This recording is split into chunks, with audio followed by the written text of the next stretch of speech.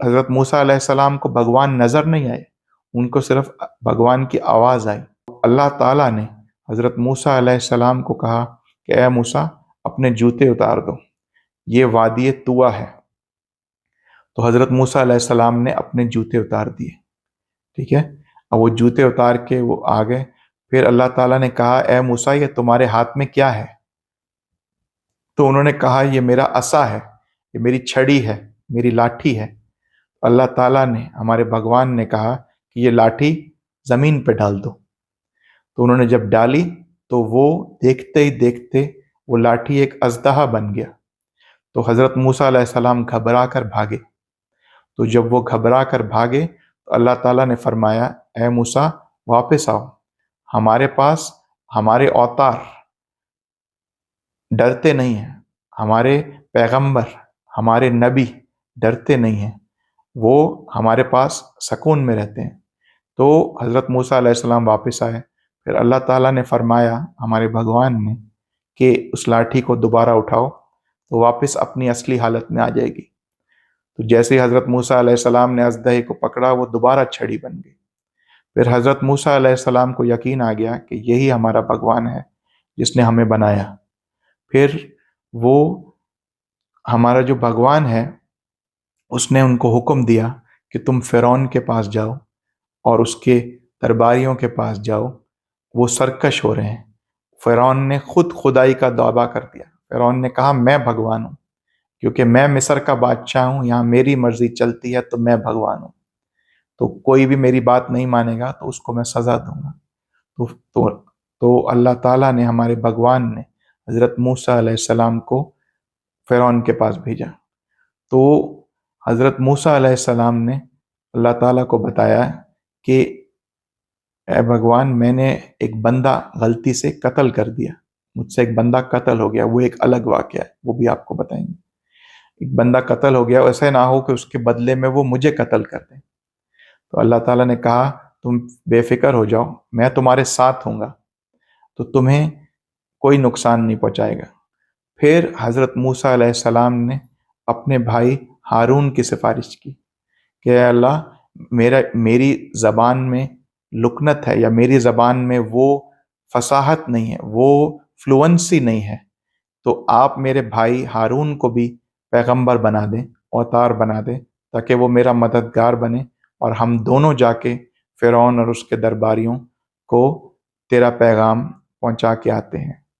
تو اللہ تعالیٰ نے کہا کہ میں تیرے بھائی ہارون کو بھی پیغمبر بناتا ہوں، ان کی دعا پہ، ٹھیک ہے۔ انہوں نے دعا مانگی، تو میں اتنی تفصیل میں ابھی نہیں جاؤں گا، اور میں صرف آپ کی توجہ دلانا چاہتا ہوں۔ پھر اللہ تعالیٰ نے کہا اے موسیٰ تم اپنے ہاتھ کو بغل میں ڈالو۔ انہوں نے اپنا ہاتھ بغل میں ڈالا تو وہ ایک چمکدار موتی کی طرح چمکنے لگا۔ تو اللہ تعالیٰ نے کہا یہ 2 نشانیاں ہیں، تمہاری لاٹھی اور یہ چمکتا ہوا ہاتھ، یہ ان 9 نشانیوں میں سے ہے جو ہم تمہیں دیں گے، اور تم جاؤ اور ہمارے دین کا پرچار کرو، فرعون اور اس کے درباریوں کے ساتھ بھی اور اپنے بنی اسرائیل کے پاس بھی۔ حضرت موسیٰ علیہ السلام بنی اسرائیل میں سے ہیں۔ تو میرا کہنے کا یہ مقصد ہے کہ جو درخت مبارک ہوا جس سے ہم اپنا منگلک دور کرتے ہیں وہ ادھر سے نکلا، کہ یہ درخت مبارک تھا، اس کے پاس مبارک روشنی تھی، اس سے ہمارا منگلک کا شادی کر دی اور پھر وہ صحیح ہو گئے۔ اگر وہ بندے کا کسی سے شادی کرنے سے وہ مرتا، ٹھیک ہے، اگر وہ مرتا تو درخت سے شادی کرنے سے کیسے رک جاتا؟ بسم اللہ الرحمن الرحیم۔ فلما قضى موسى الأجل وسار بأهله آنس من جانب الطور نارا قال لأهلهم كثوا إني آنست نارا لعلي آتيكم منها بخبر أو جذوة من النار لعلكم تصطلون فلما أتاها نودي من شاطئ الوادي الأيمن في البقعة المباركة من الشجرة أن يا موسى إني أنا الله رب العالمين وأن ألق عصاك. فلما رآها تهتز كأنها جان ولا مدبرا ولم يعقب. يا موسى أقبل ولا تخف إنك من الآمنين. أسلك يدك في جيبك تخرج بيضاء من غير سوء واضمم إليك جناحك من الرهب فذلك برهانان من ربك إلى فرعون وملئه إنهم كانوا قوما فاسقين. قال رب إني قتلت منهم نفسا فأخاف أن يقتلون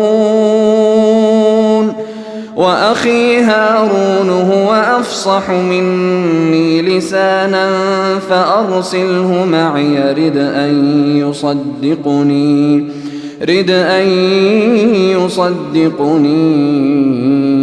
إني أخاف أن يكذبون.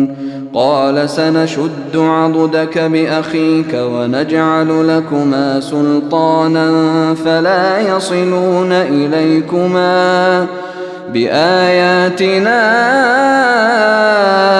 أنتما ومن اتبعكما الغالبون. فلما جاءهم موسى بآياتنا بينات قالوا ما هذا إلا سحر مفترى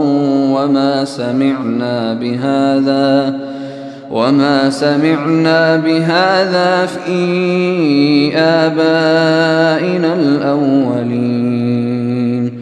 وقال موسى ربي أعلم بمن جاء بالهدى من عنده ومن تكون له عاقبة الدار إنه لا يفلح الظالمون.